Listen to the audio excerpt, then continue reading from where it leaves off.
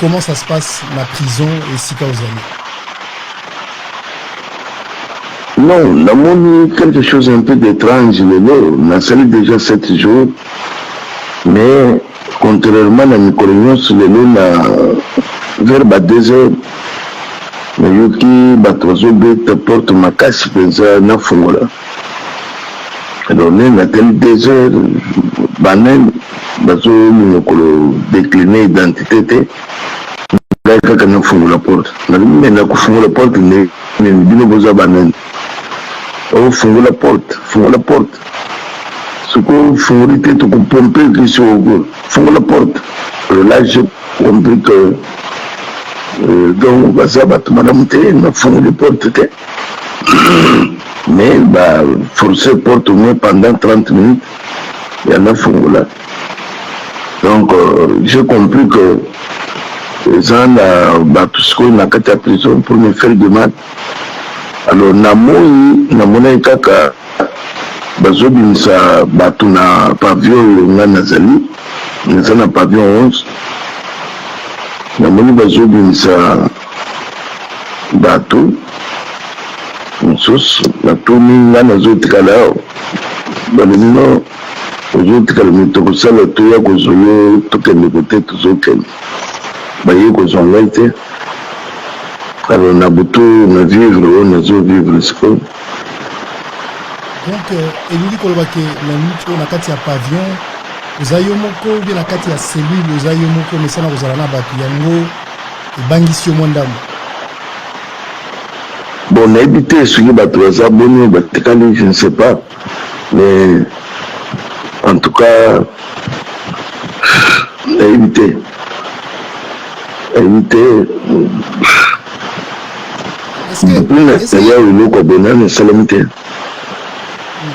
est-ce que eza na eloko moko oyo ezotinda yo obanga par rapport à la situation ndenge ovivre yango lelo?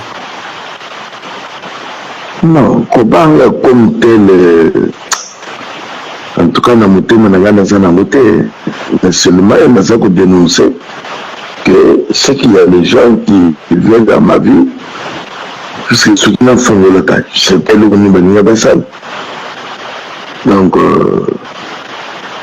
c'est qu'il y a les infiltrés na kati ya prison.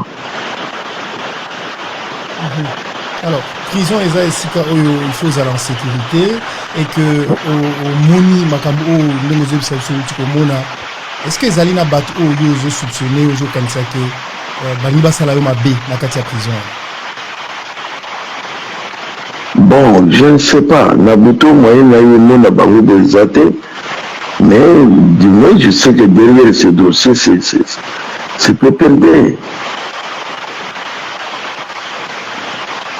Derrière tout ce montage c'est PPRD.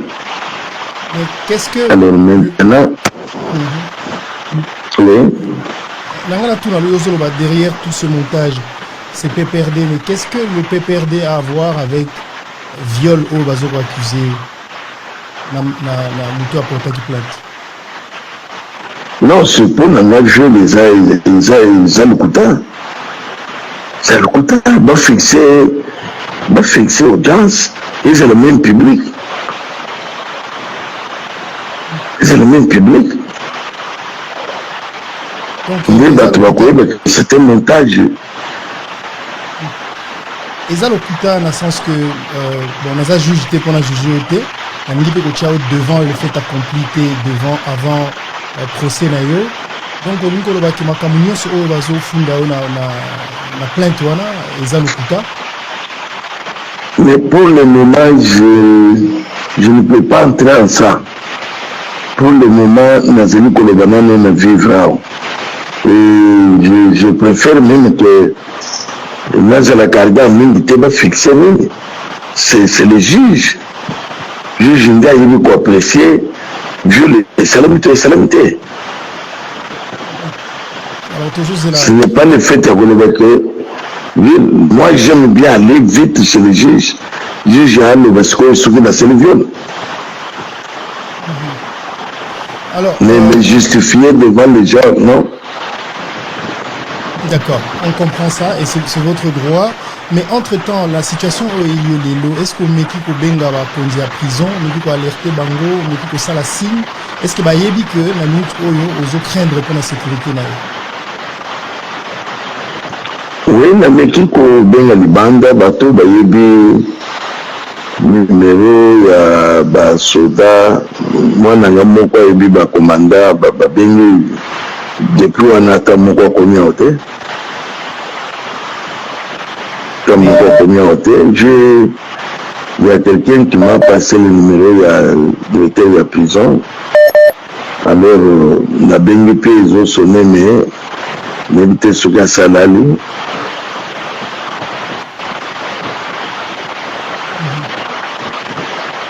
Alors, évêque, on espère vraiment que nous allons se sentir en insécurité, que vous allez bien, jusqu'à ce que Bayo Kayo pour la procès nayo. Mais pendant que vous êtes en prison, ils ont la déclaration de la famille à M. Laurent Désiré Kabila, de Ibrahim Kabila, que Aza pour soutenir Yo, Aza pour soutenir l'action Yo. Vous avez comment par rapport à Yo? Non. En tout cas, pour le moment, je ne peux pas faire une émission.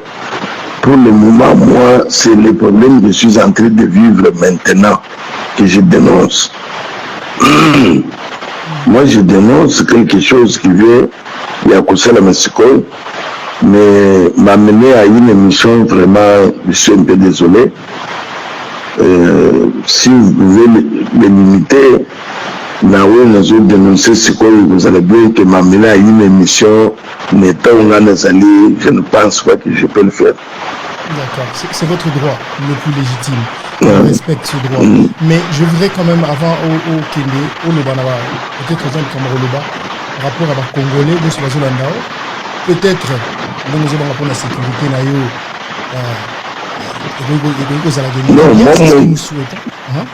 non, mon problème pour le moment, que les gens puissent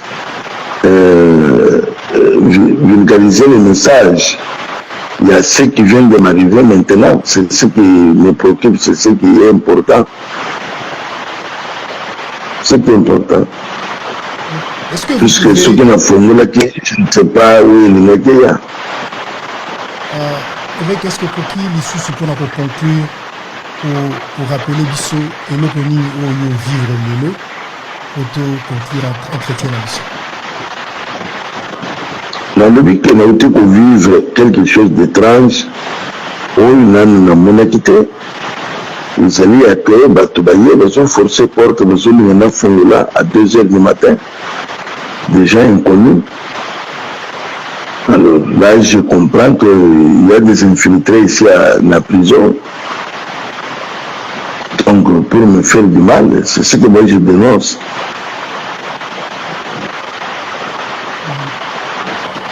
Ok, mais on espère que tout va bien se passer et que vous serez en protection. Et puis j'espère que ceux qui Balandi, Konzambo, Kabaroyoka, Barolanda, et puis pour sécuriser, pour souhaiter toutes les chances du monde pour aux agents de sécurité. Et puis on va nous sur le bien. Merci beaucoup.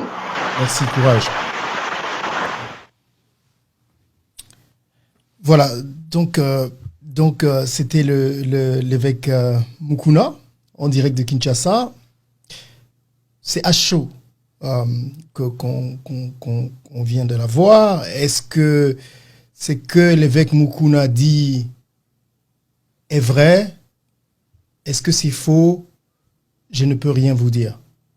Je demande d'ailleurs par la même occasion à d'autres confrères qui en ce moment peuvent être en train de suivre à Kinshasa ou ailleurs, peut-être d'essayer d'entrer en contact avec les autorités de la prison pour vérifier cette information, pour être sûr que ce que l'évêque Mukuna vient de nous dire est crédible.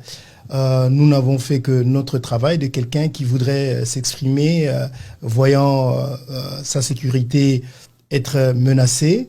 Mais le faire passer dans l'émission ne veut pas dire que ce que l'évêque Mukuna dit est vrai ou faux.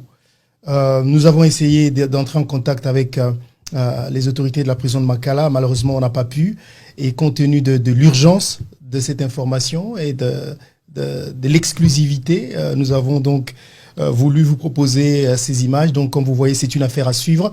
Et demain, dans notre émission, nous y reviendrons et puis nous allons essayer de faire en sorte d'apporter la lumière dans cette affaire. Nous lançons d'ailleurs un appel si des gens ou les autorités de la prison de Makala nous suivent, que l'émission reste ouverte et qu'ils peuvent venir donc réagir par rapport à cette situation.